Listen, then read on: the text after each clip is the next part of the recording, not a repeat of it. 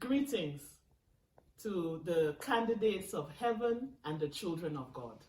A kí yín ẹ̀yin ọmọ Ọlọ́run àti ẹ̀yin tó jẹ́ pé ìlépa yín ìjọba Ọlọ́run ni. God has given me a message titled Urgency. Ọlọ́run bá mi sọ ọ̀rọ̀ kan èyí tó jẹ́ pé ó ṣe òkúnkúndùn. Urgency in the kingdom of God. Ohun tó ṣe òkúnkúndùn sí ìjọba Ọlọ́run. The spirit of this world and the kingdom of darkness Àwọn ẹ̀mí ayé yìí àti ìjọba òkùnkùn. always want us to believe Wọ́n fẹ́ kí a máa gbàgbọ́ that the word of God has a limited time. wípé ọ̀rọ̀ Ọlọ́run àkókò tiẹ̀ wà gidi fún ọ̀rọ̀ Ọlọ́run. That the word of God can be done when we feel like it. Wípé a tiẹ̀ lè ṣe ọ̀rọ̀ Ọlọ́run ní ìgbà tó bá wù wá. When it's pleasing to us. Wípé ìgbà tó bá tiẹ̀ tẹ́ wa lọ́rùn. God does not deal with his word in that way. Ọlọ́run kò mú ọ̀rọ̀ rẹ̀ bí ènìyàn ti mú ọ̀rọ̀ rẹ̀. From even the beginning, before the world was created, Ní àkọ́kọ́ tí a kọ́kọ́ dá tí Ọlọ́run dá ayé, the word of God that God spoke ọ̀rọ̀ tí Ọlọ́run sọ, was immediately fulfilled. àní kíákíá ni ọ̀rọ̀ yìí ni Ọlọ́run mú ṣẹ. The word of God that God continues to speak Ọ̀rọ̀ tí Ọlọ́run sọ títí di àkókò yìí, is meant with now. ó jẹ́ nísinsìnyí. When we as children of God Àní àwa gẹ́gẹ́ bí ọmọ Ọlọ́run, do not see urgency when God has spoken, tí a ò bá rí pé ọ̀rọ̀ Ọlọ́run ṣe pàtàkì ní kíákíá ńgbà tí Ọlọ́run bá sọ̀rọ̀, the enemy of God is able to quickly come in wípé ọ̀tá yóò ráàyè nínú ohun wọ̀nyí, and take that word of God yóò sì mú ọ̀rọ̀ Ọlọ́run yìí, and want to rob us of the word of yóò God. sì mú kí ọ̀rọ̀ Ọlọ́run yìí kó di òtúbáńtẹ́ nínú ayé wa. God gave me the book of Matthew chapter 22, Ọlọ́run fún mi ní ìwé Matthew orí kejìdínlógún. and I will start from verse 2. Wọ́n bẹ̀rẹ̀ láti ẹsẹ̀ kejì. The kingdom of heaven is like unto a certain king, which made a marriage for his son, and sent forth his servants to call them that were bidden to the wedding, and they would not come. Again he sent forth other servants, saying, Tell them which are bidden, Behold, I have prepared my dinner, my oxen and my fatlings are killed, and all things are ready. Come unto the marriage. But they made light of it, and went their ways, one to his farm, another to his merchandise, and the remnant took his servants, and entreated them spitefully, and slew them. But when the king heard thereof, he was wroth, and he sent forth his armies, and destroyed those murderers, and burnt up their city. Then said he to his servants, The wedding is ready, but they which are bidden are not worthy. Go ye therefore into the highways, and as many as ye shall find, bid to the marriage. So those servants went out into the highways, and gathered together all as many as they found, both bad and good. And the wedding was furnished with guests. And when the king came in to see the guests, he saw there was a man which had not on a wedding garment. And he said unto him, Friend, how camest thou into hither without having a wedding garment? And he was speechless. Then said the king to the servant, Bind him hand and foot, and take him away, and cast him into outer darkness. There shall be weeping and gnashing of teeth. For many are called, but few are chosen. Ìwé Matthew orí kejìdínlógún láti ẹsẹ̀ kejì. Ìjọba ọ̀run dàbí ọkùnrin kan tí ó ń ṣe ìgbéyàwó fún ọmọ rẹ̀. Ó sì rán àwọn ọmọ ọ̀dọ̀ rẹ̀ lọ wípé àwọn tí a pè tẹ́lẹ̀ sí ibi ìyàwó wọn kò fẹ́ wá. Ó sì tún rán àwọn ọmọ ọ̀dọ̀ rẹ̀ mìíràn wípé ẹ wí fún àwọn tí a pè wò ó, mo ti ṣe oúnjẹ mi tán, apá màálù àti gbogbo ẹran àbọ́pa mi, a sì ṣe ohun gbogbo tán, ẹ wá sí ibi ìyàwó. Ṣùgbọ́n wọn kò fi pe nǹkan, wọ́n ń bá tiwọn lọ, ọ̀kan sí ọ̀nà oko rẹ̀, òmíràn sí ọ̀nà òwò rẹ̀. Àwọn ìyókù sì mú àwọn ọmọ ọ̀dọ̀ rẹ̀, wọ́n ṣe àbùkù sí wọn, wọ́n sì lù wọ́n pa. Nígbàtí ọba sì gbọ́ èyí, ó bínú, ó sì rán àwọn ogun rẹ̀ lọ, ó sì pa àwọn ènìyàn wọ̀nyí run, ó sì run ìlú wọn. ṣùgbọ́n nígbà náà ó sì wí fún àwọn ọmọ ọ̀dọ̀ rẹ̀ pé a ṣe àsè ìyàwó tán ṣùgbọ́n àwọn tí a pè kò yẹ. Nítorí náà ẹ lọ sí òpópónà, iyekíye ẹni tí ẹ bá rí ẹ pè wọ́n wá sí ibi ìyàwó. Bẹ́ẹ̀ ni àwọn ọmọ ọ̀dọ̀ wọ̀nyí sì jáde lọ sí òpópónà, wọ́n sì kó gbogbo àwọn ẹni tí wọ́n rí jọ, àti búburú àti rere. Ibi àsè ìyàwó sì kún fún àwọn tí ó wá jẹun. Nígbà tí ọba náà sì wo àwọn tí ó wá jẹun, ó rí ọkùnrin kan síbẹ̀ tí kò wọ aṣọ ìyàwó. Ó sì bí pé, ọ̀rẹ́, ìwọ ti ṣe wọ ìyìn wá láì ní aṣọ ìyàwó, kò sì lè fọhùn. Nígbà náà ni ọba sì wí fún àwọn ìránṣẹ́ rẹ̀ pé, ẹ dì í tọwọ́ tẹsẹ̀, ẹ gbé e kúrò, kí ẹ sì sọ sínú òkùnkùn lóde. Níbẹ̀ ni ẹkún àti ìpayín keke yóò gbé wà, nítorí ọ̀pọ̀lọpọ̀ ni a pè, ṣùgbọ́n díẹ̀ ni a yàn. Even with this message that God gave, Pẹ̀lú ọ̀rọ̀ yìí èyí tí Ọlọ́run fi fún wa, there's a need to see the many excuses that are given. a rí i wípé ọ̀pọ̀lọpọ̀ ló tiẹ̀ ń wí àwíjàre onírúurú. And how the spirit of man treats the instruction of God. A ó rí bí ọkàn ọmọ ènìyàn bí wọ́n ṣe ń mú ọ̀rọ̀ Ọlọ́run. It grieves the heart of the Holy Spirit. Òyì tiẹ̀ ń ba inú ẹ̀mí mímọ́ jẹ́. When God has used all of his own resources Nígbà tí Ọlọ́run bá ti lo ohun gbogbo tó ní to prepare for us the presence of God, láti ẹ̀ ti mú wa wá sí iwájú rẹ̀, to prepare for us the life of Christ. láti mú wa wá sí inú ìgbé ayé Jésù Kristi. And not only do we trash it, Ga ò tiẹ̀ wá kọbi ara sí àwọn ohun wọ̀nyí. not only do we make light of it, Ńṣe láti ẹ̀ ń di pé là ń fi ọwọ́ yẹpẹrẹ mú un. but the very children of God Ṣùgbọ́n àwọn ọmọ Ọlọ́run ní tòótọ́ that minister the message, tí ó jẹ́ pé wọ́n bá wa sọ àwọn ọ̀rọ̀ wọ̀nyí, they want to use all that they have to destroy the servants of God. wọ́n tiẹ̀ fẹ́ lo ohun gbogbo tí wọ́n ní láti di pé láti sọ ìránṣẹ́ Ọlọ́run di yẹpẹrẹ. This spirit is still alive today. Ọ̀rọ̀ àwọn ohun wọ̀nyí, ẹ̀mí tó lo àwọn wọ̀nyí nígbà ni ó sì ń bẹ títí di àkókò yìí. And the enemy of God has emboldened many. So the message that God has given is urgency. Gẹ́gẹ́ bí a ṣe rí ọ̀rọ̀ tí Ọlọ́run fún wa yìí, ó ṣe pàtàkì ní kọ́mọ́nkóbó. The urgency of man is different from the urgency of God. A ó rí i pé ìṣe kíákíá ti ènìyàn ó yàtọ̀ sí titi Ọlọ́run. We love to use excuses of no time, A tiẹ̀ máa ń lo àwọn àwíjàre pé kò sí àkókò, or I'm not ready yet, wípé mi ò tiẹ̀ tí ì ṣe tán, or I have not prayed enough about what the instruction of God is. wípé màá tiẹ̀ ní n ò tí ì gba àdúrà tó láti ẹ̀ ti mọ ohun tí Ọlọ́run ń sọ. The kingdom of God understands Wípé ìjọba Ọlọ́run tiẹ̀ òye yé ìjọba Ọlọ́run dáradára. that obeying the instruction of God Wípé láti ẹ̀ ti gbọ́ ọ̀rọ̀ Ọlọ́run wọ̀nyí. is the difference between salvation or death. Òyí jẹ́ ìyàtọ̀ láàárín ikú àti ìyè. You see, even in this chapter, A rí nínú ibi tí Ọlọ́run fi fún wa yìí láti kà. that multiple excuses were given. Wípé onírúurú àwíjàre ni ọ̀pọ̀ tiẹ̀ ń sọ. They're all having to do with selfishness Wípé ohun gbogbo wọ̀nyí ó jẹ́ ìfẹ́ ti ara ti ẹni. and greed, Wípé èyí jẹ́ wọ̀bìà. to the point that the spirit of the enemy of God Débi tó jẹ́ pé ẹ̀mí ọ̀tá Ọlọ́run. led them to beat and kill the servants of the king. Wípé wọ́n tiẹ̀ pa ìránṣẹ́ ọba yìí tó jẹ́ pé wọ́n tiẹ̀ di pé láti pa á. You have to remember A ní láti mọ èyí. that these that were called to the feast Wípé àwọn tí a pè síbi àṣẹ ìgbéyàwó yìí. were those that were close to the king, Wípé àwọn tó tiẹ̀ súnmọ́ ọba pẹ́kípẹ́kí. were those that the king trusted, Wípé àwọn tí ọba tiẹ̀ gbẹ́kẹ̀lé ni wọ̀nyí. that they would uphold his word. Wípé àwọn tó yẹ pé ó yẹ kó gbé ọ̀rọ̀ ọba ní òkúnkúndùn. The resources that the king used A ó rí i pé àwọn ohun tí ọba yìí lò to make sure that everything is ready láti rí i pé ohun gbogbo ó ṣe tán. is the same way that the Holy Spirit Wípé òun ni irú àwọn wọ̀nyí náà ni ẹ̀mí mímọ́ ń lò wants to make sure that the word of God láti rí i pé ọ̀rọ̀ Ọlọ́run that we eat will have the desired effect. wípé yóò lè mú ìfẹ́ pípé Ọlọ́run ṣẹ.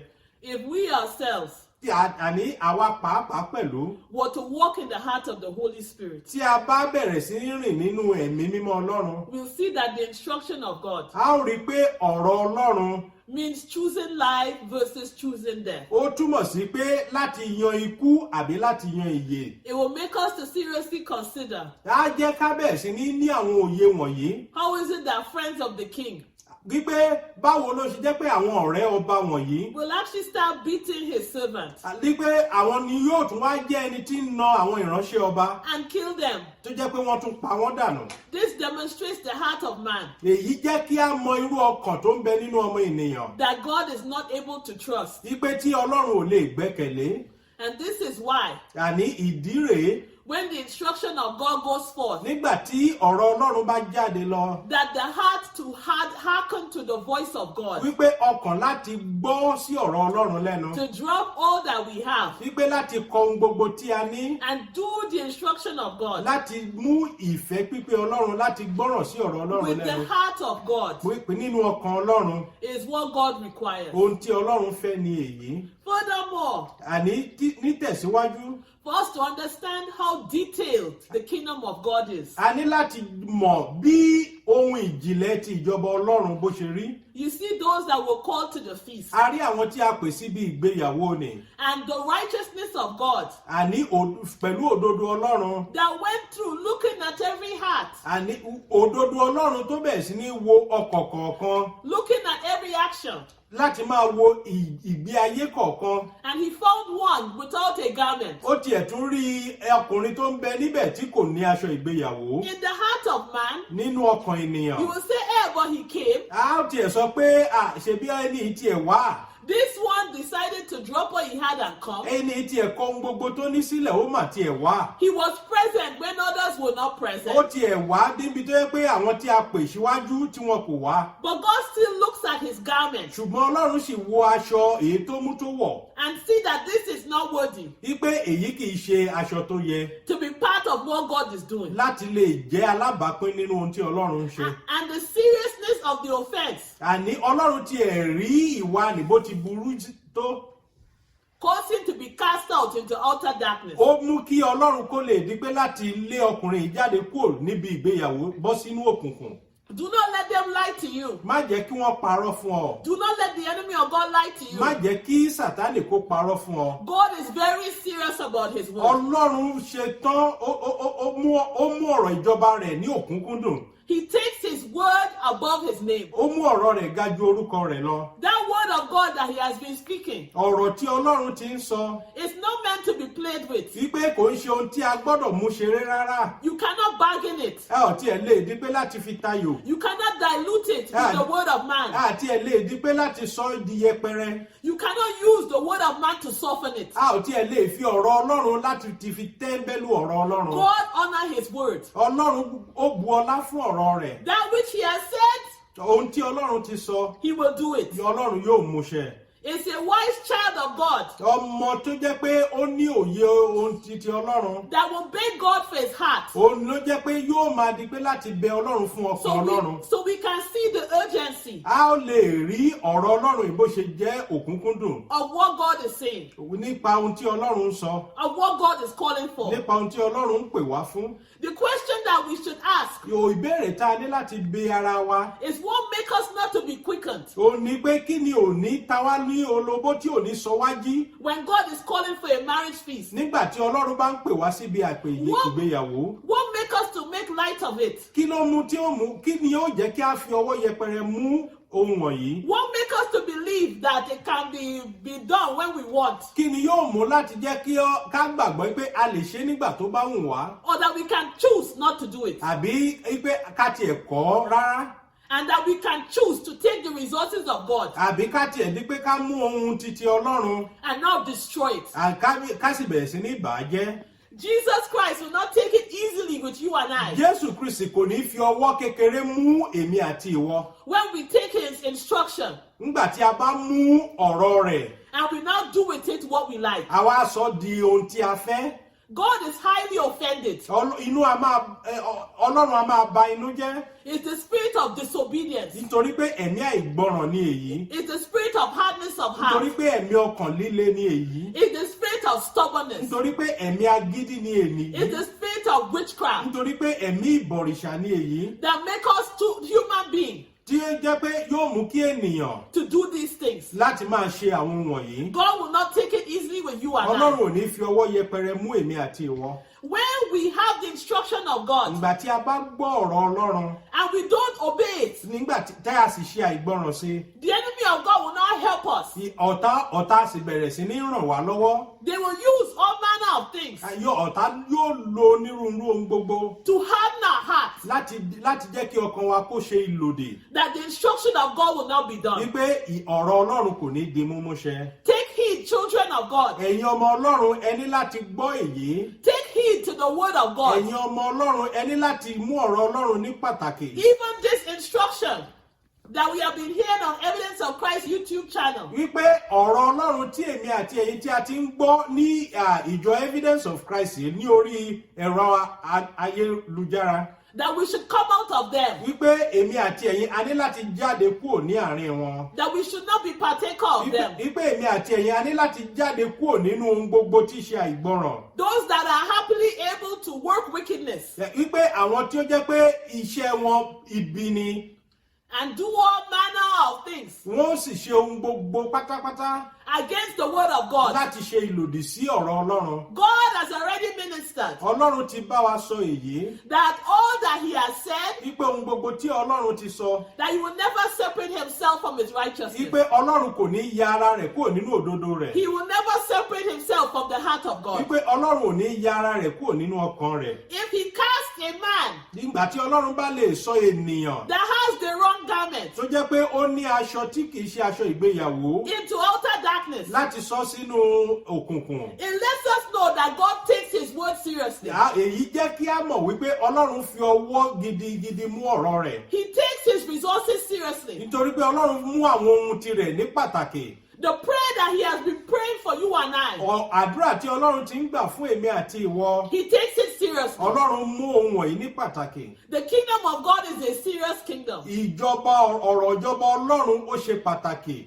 It has no joining together with the enemy of God. èyí kò fi àyè gba ìgbéyàwó pẹ̀lú ọ̀tá ọlọ́run. God will not use any resources of the kingdom of darkness. ọlọ́run kò ní lo àwọn ohun tí ṣe ti ìjọba òkùnkùn. He will not use any of the resources from the enemy of God. ọlọ́run ò ní lo àwọn ohun gbogbo tí ṣe ti ọ̀tá ọlọ́run. I cannot see anywhere n kò tiẹ̀ tí ì rí níbì kankan. where Jesus Christ will use money from the enemy of God ibi tí Jésù Kristi pàápàá tó tiẹ̀ tí wá ń di láti lo owó tí ó wá láti ọ̀dọ̀ ọ̀tá ọlọ́run. to build his kingdom. láti fi kọ́ ìjọba rẹ̀. He will not use kò tiẹ̀ ní lò rárá. the resources of the enemy of ohun God gbogbo tí ṣe ti ọ̀tá ọlọ́run. to establish his kingdom. láti gbé ìjọba rẹ̀ kalẹ̀. He will not use unrighteousness kò ní lo àìṣòdodo. to establish righteousness. láti fi mú òdodo ṣe. He will not use unholiness kò ní lo ohun àìmọ́. to establish holiness. láti fi ṣe ohun mímọ́. He will not use flesh kò ní lo ohun tí ṣe ara. to establish Holy Spirit. láti fi gbé ẹ̀mí mímọ́ kalẹ̀. That is not Jesus Christ. èyí kì í ṣe Jésù Kristi rárá. God is calling ọlọ́run ń pe èmi àti ìwọ. for you and I to measure our garment very well. láti wo irú aṣọ wo ni èmi àti ẹ̀yin tí a wọ̀. That is it matching with the garment of Jesus ipe Christ? ṣé èyí tí ẹ̀ yẹ pẹ̀lú aṣọ èyí tí ṣe ti Jésù Kristi. Is it matching with the word of God? iṣẹ́ èyí tí ẹ̀ yẹ pẹ̀lú ọ̀rọ̀ Ọlọ́run. Is it matching the heart of God? ṣé èyí bá ọ̀rọ̀ Ọlọ́run mu. Is it matching his Holy Spirit? ǹjẹ́ èyí tí ẹ̀ bá ẹ̀mí mímọ́ Ọlọ́run. Let us be careful. a ní láti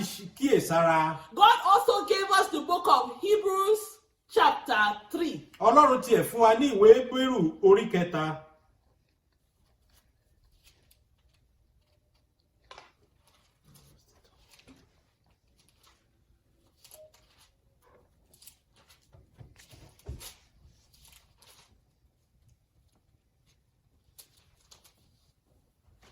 I will read from verse 6 to 19. a ó kà á láti orí 6 títí dé ẹsẹ̀ 19. But Christ as a son over his own house, whose house are we? If we hold fast the confidence and the rejoicing of the hope firm unto the end. Wherefore, as the Holy Ghost saith, today, if you hear his voice, Harden not your hearts, as in the day of provocation, in the day of temptation in the wilderness, when your fathers tempted me, proved me, and saw my works 40 years. Wherefore I was grieved with that generation, and said, they do always err in their heart, and they have not known my ways. So I swear in my wrath, they shall not enter into my rest. Take heed, brethren, lest there be in any of you an evil heart of unbelief in departing from the living God. But exhort one another daily, while it is called today, lest any of you be hardened through the deceitfulness of sin. For we are made partakers of Christ, if we hold the beginning of our confidence steadfast unto the end. While it is said, today, if you will hear his voice, harden not your hearts, as in the provocation. For some, when they had heard, did provoke. Howbeit not all that came out of Egypt by Moses. But with whom was he grieved 40 years? Was it not with them that had sinned, whose carcasses fell in the wilderness? And to whom sware he, that they should not enter into his rest, but to them that believe not? So we see that they could not enter in because of unbelief. Ìwé Hébérù orí kẹta láti ẹsẹ̀ kẹfà. Ṣùgbọ́n Kristi bí ọmọ lórí ilé rẹ̀, ilé ẹni tí àwa ń ṣe bí àwa bá di ìgbẹ́kẹ̀lé àti ìṣògo ìrètí wa mú ṣinṣin títí dé òpin. Nítorí náà, gẹ́gẹ́ bí ẹ̀mí mímọ́ ti wí, lónìí bí ẹ̀yin bá gbọ́ ohùn rẹ̀, ẹ má ṣe ṣe ọkàn yín le bí ìgbà ìmúnibínú, bí ní ọjọ́ ìdánwò ní aginjù. Nígbàtí àwọn bàbá yín dán mi wò nípa wíwádìí mi, tí wọ́n sì rí iṣẹ́ mi ní 40 ọdún, nítorí inú mi bàjẹ́ sí ìran náà. Mo sì wí pé nígbà gbogbo ni wọ́n ń ṣìnà ní ọkàn wọn kò sì mọ ọ̀nà mi. Bí mo ti búra ní ìbínú mi, wọn kì yóò wọ inú ìsinmi mi. Ẹ kíyèsára, ará, kí ọkàn búburú tí àìgbàgbọ́ kí ó má ṣe wà nínú ẹnikẹ́ni yín ní lílọ kúrò lọ́dọ̀ Ọlọ́run alààyè. Ṣùgbọ́n ẹ máa gba ara yín ní ìyànjú lójoojúmọ́, níwọ̀n ìgbà tí a bá ń pè ní òní, kí a má bàa ṣe ọkàn ẹnikẹ́ni nínú yín le nípa ẹ̀tàn ẹ̀ṣẹ̀. Nítorí àwa di alábàápín pẹ̀lú Kristi, bí àwa bá di ìpilẹ̀ṣẹ̀ ìgbẹ́kẹ̀lé wa mú ṣinṣin títí dé òpin. Nígbàtí à ń wí pé lónìí bí ẹ̀yin bá gbọ́ ohùn rẹ̀, ẹ má ṣe ṣe ọkàn yín le bí ìgbà ìmúnibínú. Nítorí àwọn ta ní bí yín nínú nígbà tí wọ́n gbọ́, kí á ṣe gbogbo àwọn tí ó ti pasẹ̀ Mósè jáde láti Egypt wá. Àwọn ta ni ó sì bínú sí fún 40 ọdún, kí á ṣe àwọn tí ó dẹ́ṣẹ̀, òkú àwọn tí sùn ní aginjù. Àwọn ta ni ó sì búra fún pé wọn kì yóò wọ inú ìsinmi òun, bí kò ṣe fún àwọn tí kò gbọ́ràn. Àwa sì rí pé wọn kò lè wọ inú rẹ̀ nítorí àìgbàgbọ́. Even with this, we see that God is speaking to us concerning how it is possible to hear the instruction of God and become hardened. Pẹ̀lú ohun tí Ọlọ́run ti mú wa kà yìí, a rí wípé ó ṣeé ṣe láti ẹ̀ ti gbọ́ ọ̀rọ̀ Ọlọ́run, ṣùgbọ́n síbẹ̀ ká sì sí ọkàn wa le. When the instruction of God goes forth, Ǹgbà tí ọ̀rọ̀ Ọlọ́run bá jáde lọ, that hardness of heart ọkàn líle nì will not make it difficult for anyone to do the instruction of yóò God. mú kí yóò le fún oníkúlùkù ọkàn yìí láti ṣe ìfẹ́ pípé Ọlọ́run. That hardness of heart Ọkàn líle yìí will make you to take the instruction of God yóò mú kí o mú ọ̀rọ̀ Ọlọ́run and rend it. láti ẹ̀ ti mú láti yá pẹ́rẹpẹ̀rẹ. That hardness of heart Ọkàn líle yìí will make you to take the instruction of God yóò mú kí o mú ọ̀rọ̀ Ọlọ́run and say that this is not for my life. wípé èyí kò tiẹ̀ yẹ fún èmi. The instruction of God ọ̀rọ̀ ọlọ́run is how children of God live, nípa ọ̀rọ̀ ọlọ́run ni àwọn ọmọ ọlọ́run ni wọ́n ń yè. based on the voice of God. Nípa ohùn ọlọ́run You see that God took the Israelites, a rí i pé ọlọ́run ó mú àwọn ọmọ Ísírẹ́lì who had a very hardened heart, tó jẹ́ pé wọ́n ní ọkàn líle and tried to cause them to follow his instruction láti ẹ̀ ti mú wọn kí wọ́n lè tẹ̀lé ọ̀rọ̀ òun for the sake of their own life, fún ìyè wọn ni, for the sake of their own soul, fún ìgbé ayé ẹ̀mí wọn ni, that will follow after the instruction of their God. wípé kí wọ́n lè tẹ̀lé ohùn ọlọ́run. But here we are. Ṣùgbọ́n níbí ni èmi àti ẹ̀yin tí a bára wa lónìí. The only way that God could deal with them in the end is for them to end up as carcasses in the wilderness. Ọ̀nà kan ṣoṣo tí Ọlọ́run gbà láti bá àwọn wọ̀nyí lò òun náà ni láti pa wọ́n run sínú aginjù. Do not let my life be like this. Èmi àti ìwọ a kò gbọdọ̀ jẹ́ kí ayé wa kó rí báyìí. Do not let your life be as this. Èmi àti ìwọ a kò gbọdọ̀ jẹ́ kí ayé wa kó rí báyìí. The true children of God, Àwọn ọmọ Ọlọ́run ní tòótọ́. they live off the instruction of God. Ohun tí ó mú wọn gbé ìgbé ayé wọn òun náà ni ọ̀rọ̀ Ọlọ́run. That is their food and that is their drink. Èyí ni oúnjẹ wọn àti omi wọn lójoojúmọ́. What is your food and what is your drink today? Kí ni oúnjẹ rẹ, kí ni omi rẹ? What is my food and what is my food and what is my drink today? Kí ni oúnjẹ tèmi, kí ni omi mi? If you are not living off of what God has said, Tó bá jẹ́ pé o ò máa gbé ìgbé ayé rẹ lórí ọ̀rọ̀ Ọlọ́run. and what God has called you into, Wípé àti ohun tí Ọlọ́run pe ìgbé ayé rẹ sí. which must be all of his righteousness, Èyí tó gbọ́dọ̀ jẹ́ gbogbo òdodo Ọlọ́run. then we are wasting our time. Then à ń fi àkókò wa ṣòfò. Remember O ní láti rántí that the deceitfulness of sin wípé ẹ̀tàn ẹ̀ṣẹ̀ will cause our life yóò mú kí ìgbé ayé wa to ignore the instruction of God, láti kọ ọ̀rọ̀ Ọlọ́run. to make it no longer important, Láti mú un fi ọwọ́ yẹpẹrẹ mú ọ̀rọ̀ to Ọlọ́run. turn it into what is as you like it, Láti sọ di ohun tó jẹ́ pé a kàn lè fi ṣe ohun tó wù wá. doing it when you want, Láti ṣe é nígbà tó bá wù wá. not doing the instruction of God at all, Láti ẹ̀ ti má ṣe é rárá. or doing it when it pleases your flesh. Àbí láti ẹ̀ ti ṣe é ìgbà tó bá wù ẹran ara wa. The kingdom of God is not built like this. Ọ̀rọ̀ ìjọba Ọlọ́run kò kọ́ ìjọba rẹ̀ báyìí. The instruction that God gave to the Israelites Ọ̀rọ̀ tí Ọlọ́run fún àwọn ọmọ Ísírẹ́lì. was for the salvation of their soul, Èyí jẹ́ fún ìgbàlá ọkàn wọn ni. was so that they could be purged. Wípé kí ọkàn wọn kọ́lọ́run kó lè fi ọ̀rọ̀ yìí fún ọkàn wọn mọ́. It's so that they can be moved Wípé kí Ọlọ́run kó lè di pé láti tì wọ́n síwájú. out of the place where the enemy of God has placed Láti them. mú wọn kúrò níbi tí ọ̀tá fi wọ́n sí. Please let us not harden our hearts Ẹ jọ̀wọ́, a má jẹ́ ká sí ọkàn wa le. against the instruction of God. Ṣe ìlòdì sí ọ̀rọ̀ Ọlọ́run. For those of us that have been listening to this YouTube channel, Fún ọ̀pọ̀ tó jẹ́ pé wọ́n tiẹ̀ ti ń gbọ́ àwọn ọ̀rọ̀ Ọlọ́run wọ̀nyí ní orí ẹ̀rọ ayélujára. hearing the word of God, Láti máa gbọ́ ọ̀rọ̀ Ọlọ́run wọ̀nyí. knowing that this is the word of God, Tó dẹ̀ mọ̀ pé ọ̀rọ̀ Ọlọ́run tòótọ́ ni èyí. so at the end of the day, that instruction that you and I have been hearing, we will say that it sounds very good, but in the end, we will not follow that instruction. Wípé ọ̀rọ̀ Ọlọ́run wọ̀nyí tí Ọlọ́run fi sí tí Ọlọ́run gbà láàyè láti fi sí orí ẹ̀rọ ayélujára pé ìgbà tá a bá tiẹ̀ gbọ́ tán á ní ọ̀rọ̀ yìí mà dára o ṣùgbọ́n ní ìkẹyìn a kò ní ṣe ìfẹ́ Ọlọ́run.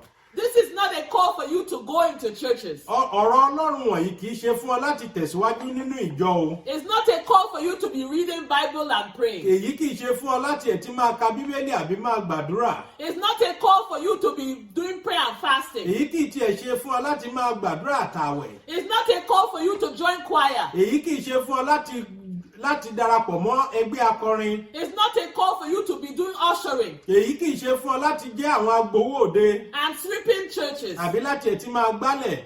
It's a call for you to come out of all of these things Èyí jẹ́ fún ọ láti jáde kúrò nínú àwọn ìtàn wọ̀nyí. and come to Him that has prepared that feast for your life and my life. Láti tọ̀ Jésù Kristi nìwá èyí tó ti ṣe àṣẹ ìgbéyàwó fún ọ. There's a purpose He has for your life, Ọlọ́run ní ètò pàtàkì fún ayé rẹ. which is to be able to come out of all of the kingdom of darkness wípé kí o lè jáde kúrò nínú gbogbo ẹ̀tàn Sátánì. God has said from the very beginning Ọlọ́run ti sọ ní àtètèkọ́ṣe that let us make man in our own image. wípé ẹ jẹ́ ká dá ènìyàn gẹ́gẹ́ bí àwòrán ara wa. Are you representing the image of God today? Ǹjẹ́ o tiẹ̀ ń fi ara hàn gẹ́gẹ́ bí àwòrán Ọlọ́run bí? Are you representing the heart of God today? Ǹjẹ́ ayé rẹ tiẹ̀ ń fi ọkàn Ọlọ́run hàn bí? Are you representing the life of Jesus Christ Ǹjẹ́ today? ayé rẹ tiẹ̀ ń fi ìgbé ayé Jésù Kristi hàn bí? With your thought and my thought being the kingdom of God at all times. Wípé jẹ́ èrò ọkàn èmi àti ìwọ tiẹ̀ ń jẹ́ ti ìjọba Ọlọ́run lójoojúmọ́. And how it is that Jesus Christ will be pleased. Wípé àti pé bí a ó ṣe lè mú inú Jésù Kristi dùn nígbà gbogbo. This is the time that God is calling Wípé àkókò yìí ni Ọlọ́run ń pe èmi àti ìwọ. to wake up out of slumber. Wípé láti jí dìde kúrò nínú oorun. To wake up out of the bondage of the word of man. Láti jí dìde kúrò nínú ọ̀rọ̀ ènìyàn. Of the voices that they continue to speak. Láti jí dìde kúrò nínú ohun gbogbo tí ènìyàn ń sọ. To tell you that you are a good Christian. Láti má gba gbogbo ẹ̀tàn wípé ènìyàn onígbàgbọ́ gidi ni ìwọ. To tell you that no one is perfect. Láti jáde kúrò nínú wípé kò sẹ́ni tó pé. Or to tell you that God is just wanting you to try. Wípé Ọlọ́run tiẹ̀ kàn fẹ́ kó o gbìyànjú ni. That trying is what God needs. Wípé ìgbìyànjú rẹ lásán lọ́lọ́run fẹ́. This is not the heart of God. Èyí kì í ṣe ọkàn Ọlọ́run. God wants all of our life to become His own image. Ọlọ́run fẹ́ kí gbogbo ayé wa kó jẹ́ àwòrán rẹ̀. To be as He is. Láti jẹ́ gẹ́gẹ́ bí Ọlọ́run ti jẹ́. His same characteristic. Láti jẹ́ àwòrán Ọlọ́run. His same likeness. Láti jẹ́ àwòrán Ọlọ́run. That what will make God laugh is what will make you laugh. Wípé ohun tí ó máa mú kí Ọlọ́run rẹ́rìn ló gbọ́dọ̀ máa mú ọ rẹ́rìn. What will make God angry is what will make you angry. Wípé ohun tí ó bà Ọlọ́run nínú jẹ́ ló gbọ́dọ̀ jẹ́ ohun tó ń bà ọ́ nínú jẹ́. What will make Him shout is what will make you Pé shout. ohun tí ó mú kí Ọlọ́run pariwo náà ni yóò mú kí ìwọ náà pariwo. What will make Him rejoice is what will make you Pé ohun rejoice. tí ó máa mú kí inú Ọlọ́run dùn ló gbọ́dọ̀ máa mú inú rẹ dùn. God is looking for those that share His heart. Ọlọ́run ń wá àwọn tó jẹ́ pé ó jẹ́ alábàápín ọkàn rẹ̀. That sees urgency the way He sees Tó urgency. jẹ́ pé wọ́n ò rí ohun gbogbo tí Ọlọ́run ní kọ́mọ́nkóbó àwọn náà ò rí ní kọ́mọ́nkóbó. God is calling for you and I today Wípé Ọlọ́run ń pe èmi àti ìwọ lónìí. to come out of them. Wípé láti jáde kúrò nínú àwọn wọn. To come out of serving Him in the flesh. Láti jáde kúrò nínú ìsìn Ọlọ́run nínú ara. To come out of serving Him to please yourself. Láti jáde kúrò nínú ìsìn Ọlọ́run nínú ìfẹ́ ara tèmi. Don't let them lie to you. Má jẹ́ kí wọ́n parọ́ tàn ọ́ jẹ. God does not need your money. Ọlọ́run kò fẹ́ owó rẹ. He does not need your resources. Ọlọ́run kò fẹ́ ohun ìní rẹ. He does not need your ability. Ọlọ́run kò fẹ́ agbára rẹ. Your talents of singing and drumming. Ọlọ́run kò fẹ́ gbogbo àwọn ẹ̀bùn wa à ń kọrin à ń lùlù. He does not need your glittery clothes Ọlọ́run kò fẹ́ aṣọ rẹ tó ń dán. or your words of love Ọlọ́run kò fẹ́ ọ̀rọ̀ ìfẹ́ rẹ. that you will speak to the enemy of God. Èyí tó jẹ́ pé òun sọ fún ọ̀tá Ọlọ́run. He wants that your life and my life Ó ń fẹ́ kí ìgbé ayé ìwọ àti èmi will have the fullness of His identity. yóò lè ní ẹ̀kúnrẹ́rẹ́ èyí tí ṣe ti Ọlọ́run. That you'll be able to identify you as His own. Débi tí wọ́n pé Ọlọ́run yóò lè mọ èmi àti ìwọ gẹ́gẹ́ bí ọmọ rẹ̀. He wants you and I to come out of them. Ọlọ́run fẹ́ kémi àti ẹ̀yin ká jáde kúrò nínú àwọn ẹ̀tàn gbogbo. This message has urgency. Ọ̀rọ̀ yìí ó ṣe pàtàkì. Do not let the enemy of God make you turn you till tomorrow. Má jẹ́ kí ọ̀tá kó sọ ọ̀rọ̀ yìí di tó bá di ọ̀la wọn ó gbọ́. But if you are hearing His voice today, Bó o ti ń gbọ́ ọ̀rọ̀ Ọlọ́run lónìí, you know that God will grip your heart. jẹ́ kí ọ̀rọ̀ Ọlọ́run wọ̀nyí jẹ́ kó lè mú ọkàn rẹ. God will give you no peace. Ọlọ́run kò ní fi ìsinmi fún ọ. God will give you no rest. Ọlọ́run kò ní fi ìsinmi fún ayé rẹ. All of those areas that are poison to Him, Èyí tó jẹ́ pé ó ṣe ìlòdì sí ọ̀rọ̀ Ọlọ́run. He will be bringing it to your heart. Ọlọ́run yóò bẹ̀rẹ̀ sí ní di pé láti máa jẹ́ kí òye àwọn wọ̀nyí kó máa yé ọ. He'll be bringing it to your memory. Ọlọ́run yóò máa mú èyí wá sí ìrántí rẹ. You'll have no peace. O ò ní ní ìsinmi. You'll have no rest. Èyí kò ní sí ìbàlẹ̀ ọkàn fún ọ. Those excuses that you usually tell yourself, Gbogbo àwọn àwíjàre èyí tó tiẹ̀ máa ń bára rẹ sọ. you will have no excuses again. O ò ní àwíjàre níwájú Ọlọ́run. Just as when Jesus Christ the King, Ìgbà tí Jésù Kristi tí í ṣe ọba ayérayé, He confronted the man that had no no wedding garment. ìgbà tó tiẹ̀ lè di pé láti ṣe ìlòdì sí arákùnrin tó jẹ́ pé kò wọ aṣọ ìgbéyàwó. And that man had no response. èyí tó jẹ́ pé arákùnrin ni kò tiẹ̀ rí àwíjàre kankan sọ. Let the Lord Jesus Christ jẹ́ kí Jésù Kristi and His Holy Spirit pẹ̀lú ẹ̀mí mímọ́ rẹ̀ reveal your dirty life to you. jẹ́ kó fi ìgbé ayé rẹ tó dọ̀tí hàn ọ́. Reveal my dirty life to me. láti fi ìgbé ayé mi tó dọ̀tí hàn mí. This is about the kingdom of God. èyí ọ̀rọ̀ yìí ó dá lórí ìjọba Ọlọ́run. You and I cannot fool the Holy Spirit. èmi àti ẹ̀yin a ò lè tan ẹ̀mí mímọ́ jẹ. We can fool pastor and pope. a lè tan pásítọ̀ àti póòpù jẹ. We can make it look like we are holy. a lè tiẹ̀ fi hàn yìí pé a jẹ́ ẹni mímọ́. Like we have been praying and singing songs. wípé a tiẹ̀ ti ń kọrin a tẹ̀ ń gba àdúrà. But the Lord Jesus Christ, ṣùgbọ́n Jésù Kristi He deals with the heart of man. ó ń bá ọkàn ọmọ ènìyàn lò. If that heart of yours and mine, tí ọkàn èmi àti ìwọ He's not able to replace it with tí His heart, Jésù Kristi ò bá lè yí padà sí ọkàn tirẹ̀, we are finished. èmi àti ẹ̀yin ó parí fún èmi àti ẹ̀yin. It is not possible kò ṣeé ṣe rárá for God to use the heart of man fún Ọlọ́run láti mú ọkàn ènìyàn to accomplish anything in His kingdom. láti fi mú ohun kan ṣe ní ìjọba rẹ̀. We need to understand that the heart of man is desperately wicked. a ní láti mọ̀ pé ọkàn ọmọ ènìyàn burú gidigidi. The heart of man cannot be trusted. ọkàn ọmọ ènìyàn Ọlọ́run kò lè gbẹ́kẹ̀lé ọkàn ọmọ ènìyàn. The heart of man will want to destroy what God is building. ọkàn ọmọ ènìyàn ó fẹ́ bà ohun tí Ọlọ́run ń kọ́ jẹ́.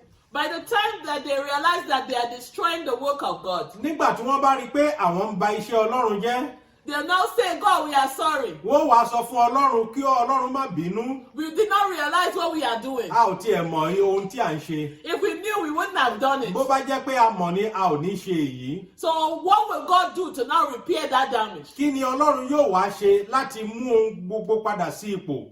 God is building His kingdom in perfection. Ọlọ́run ń kọ́ ìjọba rẹ̀ nínú ìfẹ́ pípé rẹ̀. He's building it in righteousness. ó ń kọ́ ìjọba rẹ̀ nínú òdodo rẹ̀. He's building it in holiness. ó ń kọ́ nínú ìwà mímọ́ rẹ̀. He's building it in truth. ó ń kọ́ nínú òtítọ́ rẹ̀. He wants complete victory over His. Ọlọ́run fẹ́ àṣeyọrí èyí tó pé lórí ọ̀tá rẹ̀. So how will we now say that we are building the kingdom of God with Him? báwo ni a ṣe wá sọ pé èmi àti ẹ̀yin à ń kọ́ ìjọba Ọlọ́run pẹ̀lú Ọlọ́run? And we want to use flesh and blood to do it. a sì fẹ́ fi ẹran ara láti kọ́ ọ.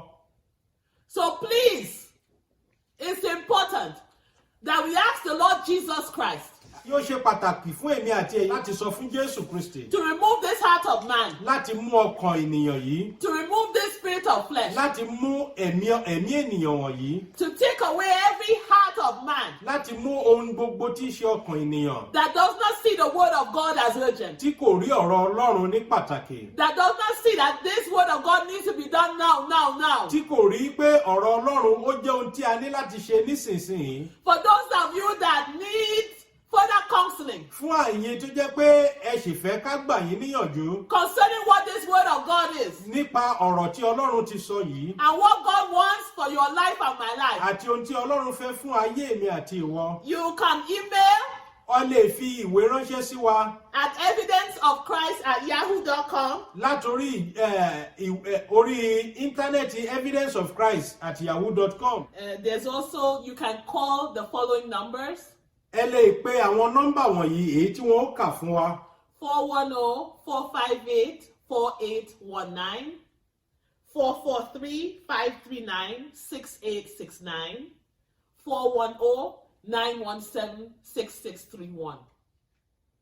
God bless you in Jesus Christ's mighty name. kí Ọlọ́run kó bùkún wa ní orúkọ Jésù Kristi. Believing that the urgency that God has for our life, wípé láti mọ pàtàkì ohun tí Ọlọ́run fẹ́ fún ayé wa, that we will have His Holy Spirit wípé a ó lè ní ẹ̀mí mímọ́ rẹ̀ to have that same urgency in our life. láti lè rí ohun gbogbo tí Ọlọ́run rí ní kíákíá àti pàtàkì. In Jesus' name. ní orúkọ Jésù Kristi.